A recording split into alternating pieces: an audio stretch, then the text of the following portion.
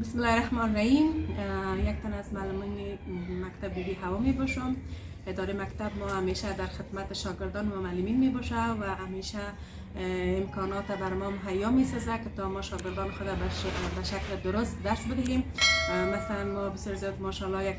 یک تالار بسیار زیاد کلان داریم که به خاطر مسابقه درسی به کار می روه و یک کتابخانه بسیار زیاد کلان منظم داریم که تا شاگردای ما از او بسیار زیاد استفاده خوبی میکنن و همچنان لابراتوار است که معلمین به خاطر امی درس های عملی خود اونجا شاگردان را میبره و شاگردان در اونجا به طور عملی درس های خود میخوانن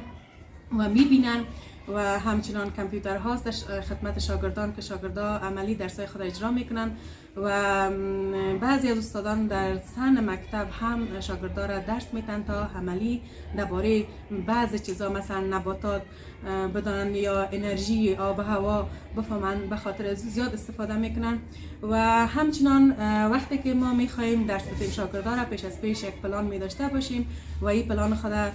با اداره یک جا در جریان میمانیم و اداره به ما امی موادها را مهیا میسازه و اگر امی موادها در مکتب نباشه باز ما خود ما کوشش میکنیم که امی مواد بر شاگردا آماده بسازیم تا شاگردا بهتر و خوبتر بدانند و هدف اصلی اداره یا هدف اصلی معلمین هی است که شاگردا باید خوبتر بهتر درس خود بخوانند و کمک هم به